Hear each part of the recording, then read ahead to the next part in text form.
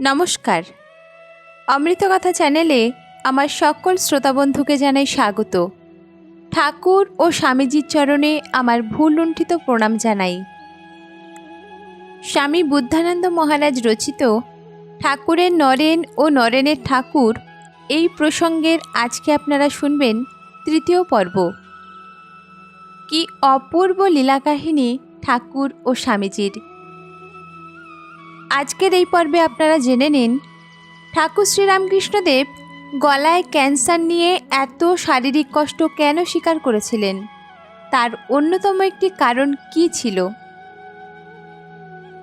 স্বামী বুদ্ধানন্দ মহারাজের চরণে আমার ভক্তিপূর্ণ প্রণাম জানিয়ে শুরু করছি আজকের এই পর্ব।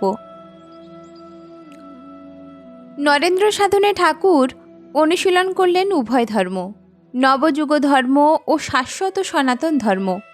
ন্যাজা মুড়ো বাদ দিয়ে সার নিতে হয় কেমন করে পানা সরিয়ে সচ্চিদানন্দ জল নিতে হয়, সব শেখালেন। আমি বলছি, তুমি এটা মেনে নাও। একথা ঠাকুর কাউকে কোনো দিন বলেননি। নরেনকে বিশেষ করে উৎসাহিত করলেন বাজিয়ে নিতে ঠাকুরের অনুভূতি। বিজ্ঞানী ঠাকুর বৈজ্ঞানিকের যে সহধর্মী, একথা ঠাকুরের জগৎভোলা ছবি দেখলে কিন্তু মনে হয় না। কিন্তু এত খাঁটি বৈজ্ঞানিক দৃষ্টি কজনের হয়েছে? না দেখে ঠাকুর কিছুই নেননি, আর দেখবেন বলে চোখ বোঝেননি দিনের পর দিন, মাসের পর মাস। তবে না অদৃশ্য অজ্ঞাত সম্বন্ধে এত জোরালো আর রসালো কথা। আজকের বৈজ্ঞানিক যুগে ধর্মকে কালধর্মিত হতেই হবে। বিজ্ঞানের প্রতি নাসিকা কুঞ্চিত করে ধর্মের আলো সংবহন চলবে না।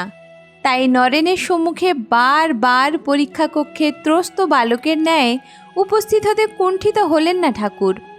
আমরা আজকে ঠাকুরকে যেমনভাবে পেয়েছি, স্বচ্ছ, সুন্দর, সবল, খিঁচ নেই কোথাও নেই সন্দেহের আবছায়া, তেমনভাবে কিছুতেই পেতুম না যদি না ঠাকুর নিজে নরেনের অনুসন্ধিৎসাকে উজ্জীবিত করে নিজে সোৎসাহে তার হাতে বারবার পরীক্ষিত হতেন। ঐশ প্রেম এক হিসেবে সত্যকে জানার অনুপ্রেরণারই অন্য নাম। সত্যস্বরূপ ঠাকুর সত্যসন্ধি রূপ যে বৈজ্ঞানিক মনীষার পরিচয় নিত্য দিয়েছেন, তাতে নরেনের আত্মনিবেদন সহজ ও সম্ভব হয়েছিল। গিরিশবাবু বলেছেন, আমি যখন বিল্বমঙ্গল লিখি, তার ভক্তেরা জিজ্ঞাসা করায় বলি, নাটক লেখা তার কাছে শেখা। নরেন্দ্র বলেন, বিজ্ঞান তার কাছে শেখা। মাস্টার বলেন, মাস্টারি তার কাছে শেখা। সত্য ধর্ম বৈপ্লবিক, কারণ মোহের আবরণ, জড়তার আচ্ছাদন কুসংস্কারের কুজ্ঝটিকা নির্মমভাবে দীর্ণ করে দেয়। মিথ্যার পাঁচিল ভেঙে ভেঙে সত্য ধর্মকে আত্মপ্রকাশ করতে হয়। অবতার প্রধানত ভাব বিপ্লবী। ধনী কামিনীর ভিক্ষা গ্রহণ, চালকলা বাঁধা বিদ্যা অস্বীকার, ইসলাম সাধন, সহধর্মিনীতে ঈশ্বরী পূজা, জীব শিব মন্ত্রদান, সহজ সরল ঠাকুরের জীবনে সনাতন শাশ্বত ভাবধারার সঙ্গে এরূপ যুগধর্মী বৈপ্লবিক ভাবধারার আশ্চর্য সমন্বয় হয়েছে। আধুনিক ভারতে ধর্মের নতুন জোরালো জাগরণ অনেকাংশে এই বৈপ্লবিক মনীষারই অবদান। নরেনের মাঝে ঠাকুর স্বকীয় বৈপ্লবিক মনীষার অগ্নিশিখাটুকু ধরিয়ে দিয়ে গেলেন। বিবেকানন্দের ধর্মব্যাখ্যায় প্রচারের যে অগ্নিবিন্যাস, প্রাণপ্রাচুর্য ও উজ্জীবনী শক্তি নিহিত, তার উৎস এই বৈপ্লবিক মনীষা। ধর্ম বৈপ্লবিক না হলে ঈশ্বপ্রেম সংবহনের যন্ত্র হতে পারে না। মিথ্যার সঙ্গে বোঝাপড়া করে নিয়ে ধর্ম যখন অবৈপ্লবিক ভালো থাকা খাওয়ার বাঁধাগতে এসে দাঁড়ায়, সেটিই হচ্ছে ধর্মগ্লানি। ধর্ম যখন গ্লানিহীন হয়, তার স্বচ্ছ সবল মুক্তধারা সমাজে আনে সর্বোদয়। তখন তিনি অন্নপূর্ণা, সবার অন্ন জুটিয়ে দেন তিনি, চতুর্বর্গদাত্রী। এই ধর্মই হলো ঐশপ্রেম। নরেনের বৈপ্লবিক চেতনাকে তাই বিশেষ করে উদ্বুদ্ধ করলেন ঠাকুর। আরেকটি শিক্ষা ঠাকুর বিশেষ করে দিলেন নরেনকে, ভগবানকে নানাভাবে ভালোবাসতে হয়, শুধু একটি বার দেখা নয়, ঘরে এনে নানাভাবে ভালোবাসতে হয়, কারণ তিনি এক হয়েও বহুরূপে সাধ্য ও প্রাপ্য। বিরাটকে ক্ষুদ্রভাবে দেখতে নেই, সমুদ্রকে ঘটের আধেও মনে করা ভুল। তাই অনুভূতির গাম্ভীর্য, বৈচিত্র্য ও স্বাচ্ছন্দ্য চাই। ঠাকুর নিজে যে অনন্ত ভাবময়, তার রহস্যটি কিন্তু আর কিছু নয়, শুধু প্রেম। প্রেম না হলে পূর্ণ হওয়া যায় না, আর পূর্ণ না হলে পূর্ণকে কি করে পাওয়া যাবে?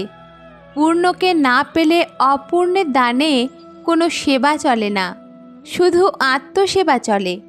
নরেনের মাঝে যা ছিল, ঠাকুর নরেন্দ্র সাধনে তারই করলেন অনুশীলন। কোনো ভাব আরোপ করেননি বাইরে থেকে। আশৈশব নরেন্দ্র ভাববৈচিত্র্যের আধার ছিলেন। এমনিতে ছিলেন খোশ মেজাজি, দিলদরিয়া, আলাপচারী, অথচ সত্যসন্ধি, জিজ্ঞাসু, পবিত্র হৃদয়। দেখতে ছিলেন বেপরোয়া। অন্যদিকে ধ্যাননিষ্ঠ ব্রহ্মচারী। ভয় ছিল না কিছুর, একান্ত সাহসী, কিন্তু কোমল হৃদয়ে পরম দয়াল। একদিকে ক্ষুরধার তীক্ষ্ণধী, যুক্তিবাদী, বৈজ্ঞানিক অনুসন্ধিৎসু, অন্যদিকে সংসার বিরাগী, ভক্তি আপ্লুত হৃদয়। ভাববৈচিত্র্যের আধার না হলে বহু ভাবময় আধেয়কে ধারণ করতেন কি করে? কি করে হতেন এহেন ঐশপ্রেম অবতার? একের জন্য নয়, বহুর মাঝে প্রবহমান হওয়াই অবতারের বিশেষ জল্পনা।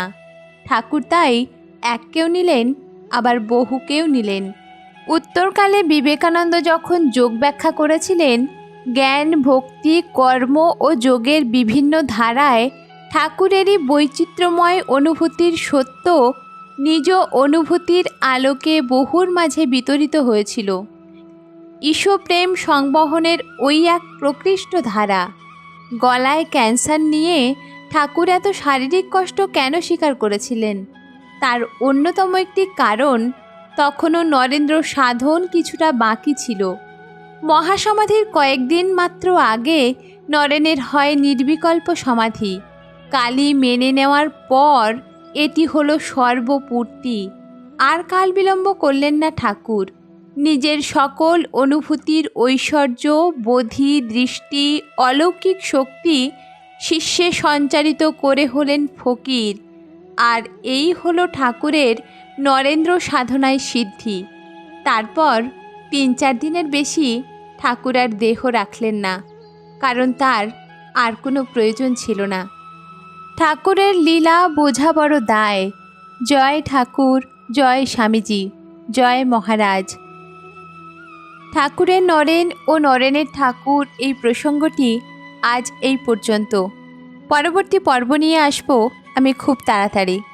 আমার চ্যানেল অমৃত কথা আপনাদের যদি ভালো লেগে থাকে, তাহলে চ্যানেলটি শুনতে থাকুন, চ্যানেলটির সঙ্গে থাকুন।